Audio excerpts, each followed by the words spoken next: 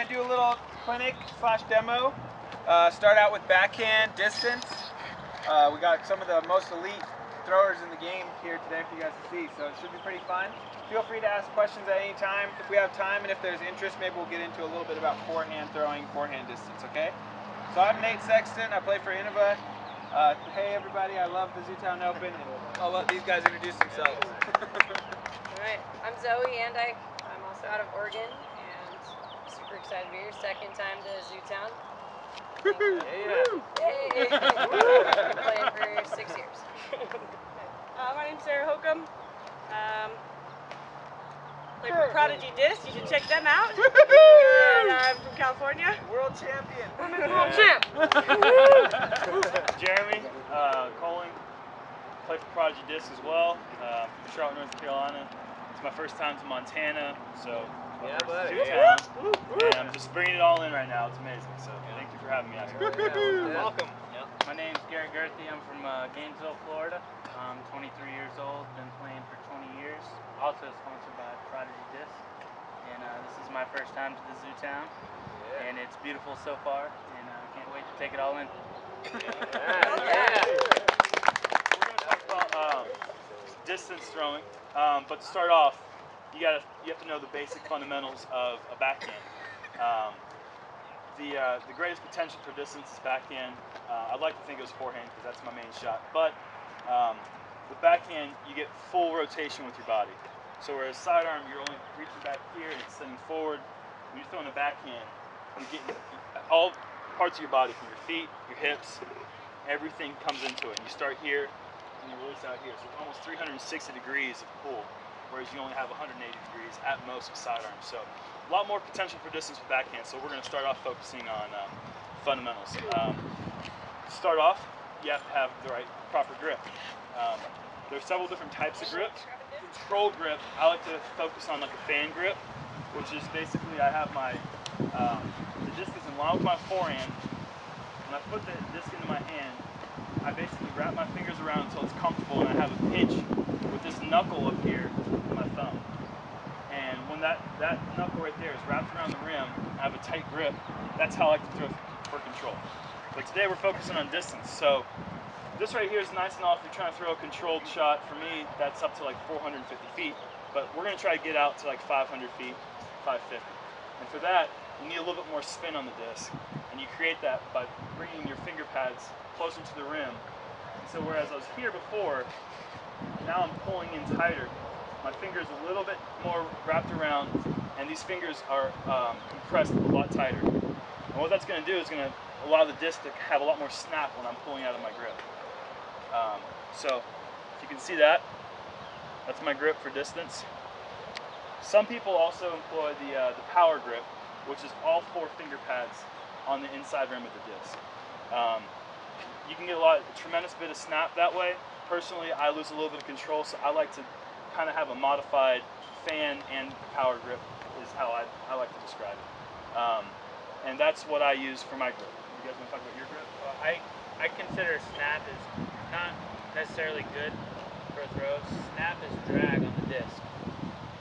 Whenever the disc comes out, you should hear nothing, but a lot of the times, the way people grip the disc, you'll hear a snap at the end of the disc, and it's coming out. So even though we tout it as being, wow, check out that snap, it's actually you're losing a little bit of power. Yeah, because it's drag. You know? That means your discs are snug, tight on the disc. Whenever you release the disc, your hand should fly open instead of coming off and closed.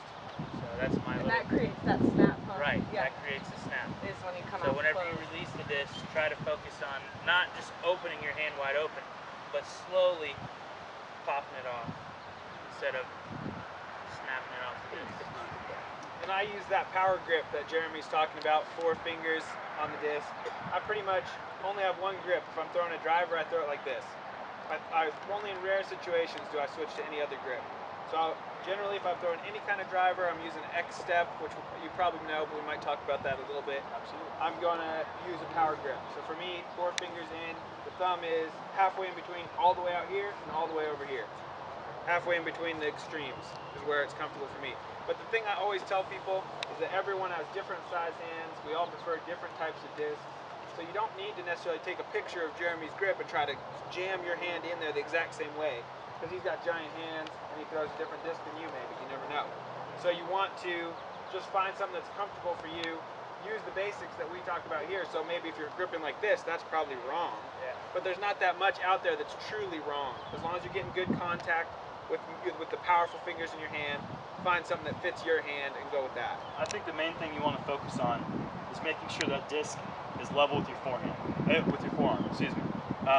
That way, a lot of people line up their shot like this, and I feel like that's creating bad habits because when you throw the disc, the nose is going to be up, and it's not going to allow it to really cut through the air the way that it potentially could if you had the disc in line with your forearm. See, if I have the disc lined up like this, as I'm pulling through, if that disc is in line with this arm, then the angle my arm should potentially be the same angle the disc is being released. So if you try to, it's a little awkward. You have to really tilt your hand forward to get it to be perfectly in line. But that's something that we all try to do to flatten the disc out. If you have wobble, that's probably one of the reasons. Yeah. Is your angle isn't matching your forearm. Same with sidearm, too. And I just want to add too, like same thing with the grip. Like Nate, I also always power grip it with my pads on the rim, and then my thumb is even a little closer towards the rim because my hands are a little smaller maybe. That's my comfort zone. For beginners and children, or new people to the sport, I always say make sure you're gripping your disc tightly. Again, like eliminating those speed wobbles. Make sure nobody can just come up to you and like slap that disc out of your hand. Bad example. Okay. Oh! I thought you were trying to be tough. Ready? This is bad, not to do. And then this is the right thing. I always think that the tightness of the grip is important because the disc rips out of the hand a little bit on a distance drive. So if you're gripping it way too tight, you're often going to throw it to the right. If you're gripping it way too loose, you're often going to throw it to the left. So finding that consistent tightness in the grip is good. For me, it's about. If you're right-handed. Yeah, if you're right-handed, backhand throwing right-handed. Yeah. For me, I need my grip to be tight enough that, like they're saying, I always like to say that no one could sneak up on me and steal it out of my hand. We'd have a little tug of war about it. And also that I'm not gripping so tight that I'm deforming the disc or creating pressure points that hurt my hand. Yeah, so I think it pretty much covers grip. Anyone have any questions about grip? Sidearm grip's the same thing. Right. You put 2 fingers, split them. You have a lot of control over your flight plate and the angles, but you don't have as much snap. You can go all the way to just having 1 finger, but you have very little control. And the same thing is for grips and backhand. And even in distance competitions, I'll switch from 4 fingers to 3 fingers, which I never ever do on the disc golf course. Gives you a little more fine pop. line between distance on the golf course and then distance competitions.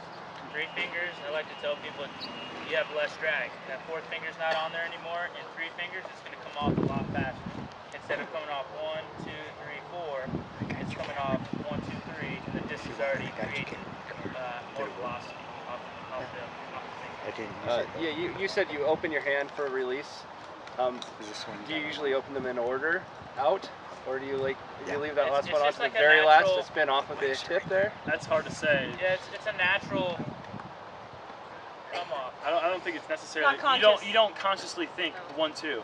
Yeah. It's just a conscious release that you kind of develop through practice on the field. I think the point was that if you find your hand is closed when you finish your shot, to just open it so you lose that drag. And I think of it a little bit differently. These guys throw a lot farther than me. Maybe that's why, part of it. But for me, I don't have a conscious like, be free, you're free now. It like kind of rips out of there a little bit. So for me, it's not like I say like here I go, and then like open. It's like it kind of starts ripping out, and then after that, I think he's emphasizing you don't want to fight that. Like as it's ripping out, it's time to let your baby go. But you don't want to be hanging on too hard. But for me, there's not a conscious like open up. Right. Well, I never have that since I've been playing so many years. It's just a natural. It's a muscle memory type deal. Yeah. It comes naturally. Before in the beginning, probably 10 years ago, that's whenever I was working on it the most. And I would go to clinics and learn this stuff from other people, and I started working on it as well. And it's kind of helped me out through the years. So. Okay, great. Well, any other questions on grip before we get into footwork?